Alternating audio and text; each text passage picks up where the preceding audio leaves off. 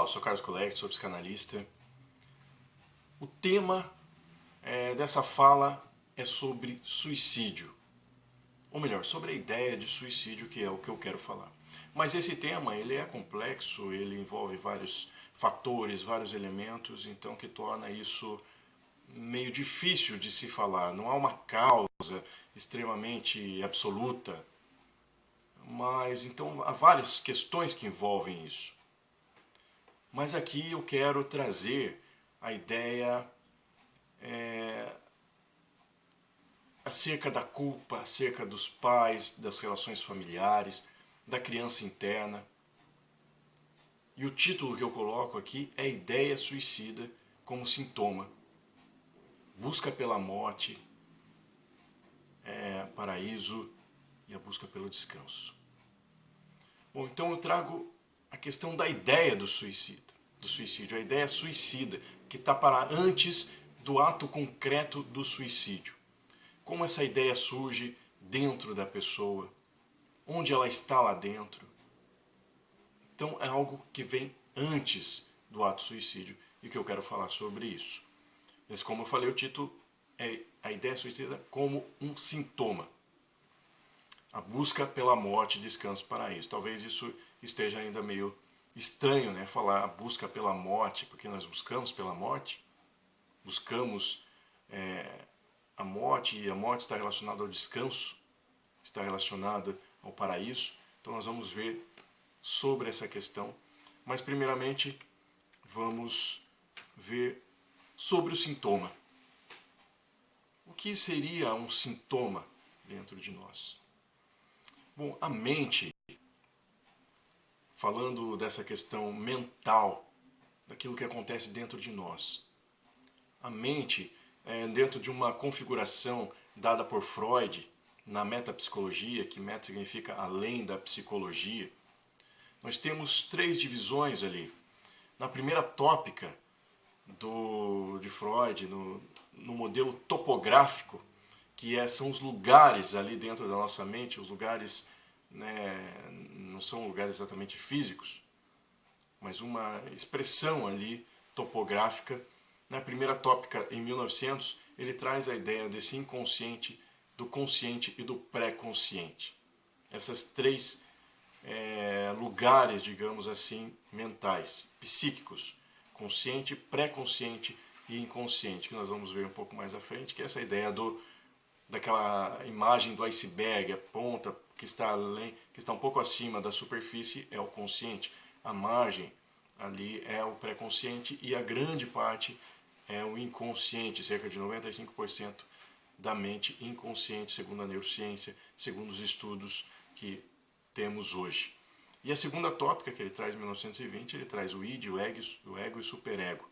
Outras três instâncias, né? O id, que são as nossas pulsões, questões mais primitivas, a raiva, o ódio, e o ego, que é a nossa parte mais consciente, que lida com o presente, com o concreto, e o superego, que é a construção e a interação que nós temos com a sociedade, as leis, as regras, a consciência moral. E o ego fica ali no meio dessas duas forças, do instinto, da consciência moral, que vem pela religiosidade, vem pela família, enfim, são essas três instâncias. Mas aqui eu quero focar na primeira tópica, que é o consciente, pré-consciente e inconsciente. Depois nós temos o modo econômico, que é da energia da vital, a energia da libido, que Freud fala, que vem em nós, que está acontecendo em nós.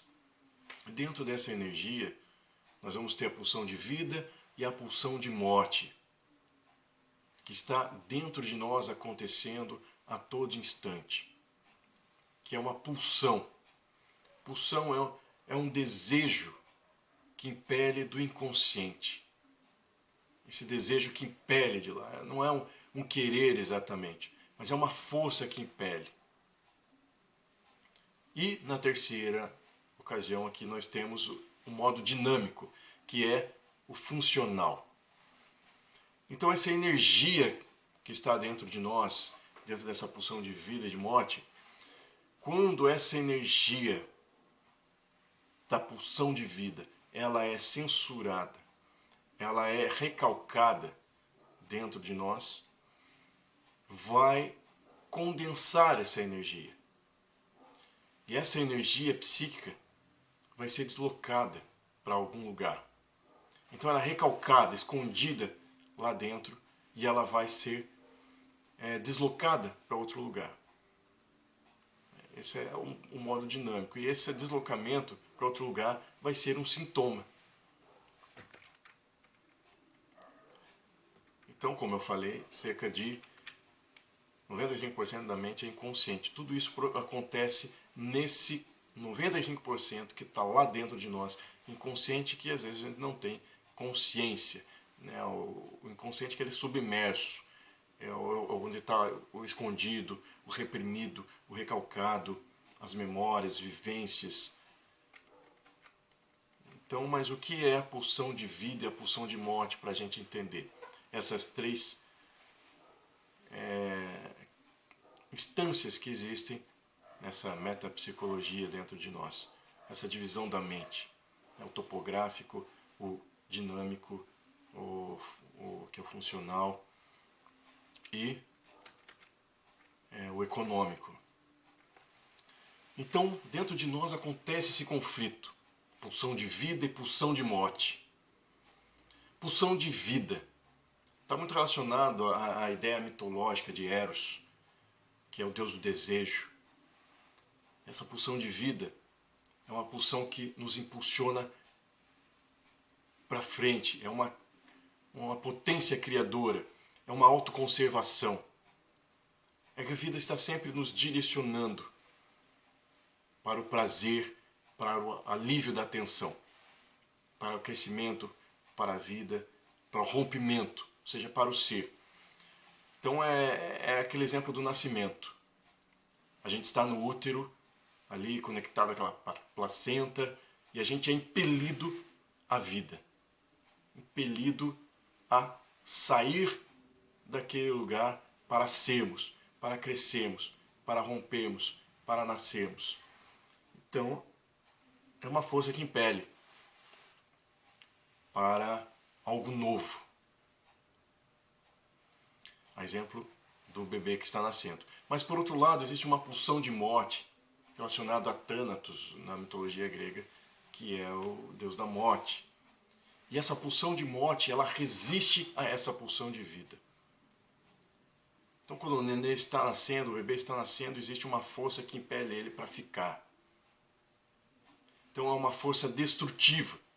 Uma força que impele para permanecer aonde está. Para correr menos riscos. Para permanecer no conforto. Ela impele para a morte.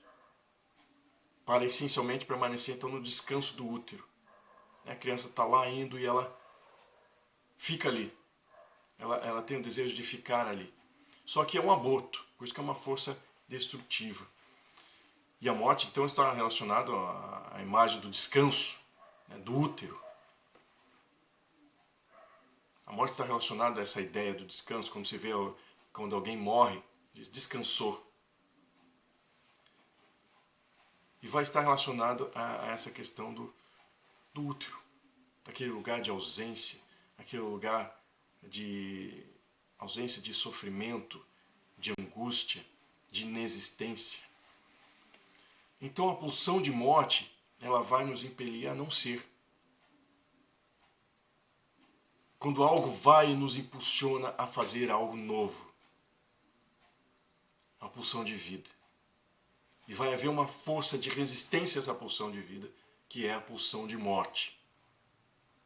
Que vai resistir a isso. Uma impulsiona para você ser, crescer, romper, evoluir, nascer, como o exemplo do bebê que nasce e sai do útero, para crescer como um indivíduo separado. Mas é uma força que resiste. Então, por exemplo, o bebê, ele nasce, ele vai ter essa pulsão de vida, por exemplo, vai ser impelido também a mamar, né, a ir ao seio da mãe, mas uma outra força diz para ele ficar. Então o bebê não chora apenas porque ele está com fome. Ele chora também porque há uma resistência dentro dele, porque ele quer ficar onde ele está. Então gera um conflito, mas esse conflito é um conflito essencial para que a gente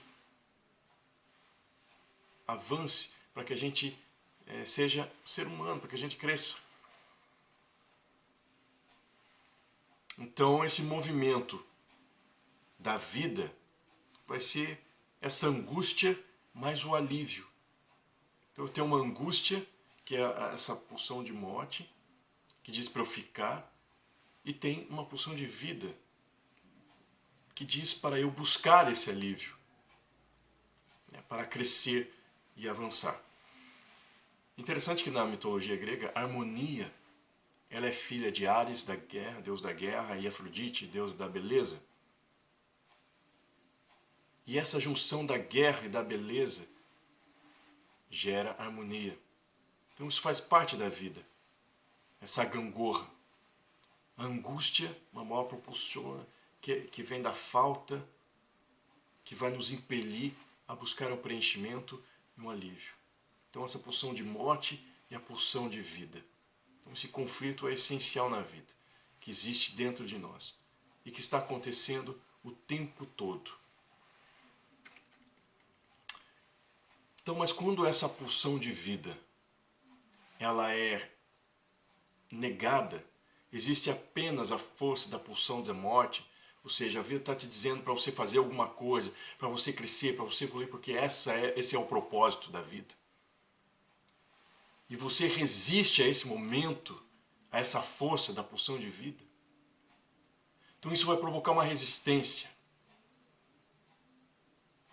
Isso vai provocar o deslocamento dessa energia, dessa pulsão de vida.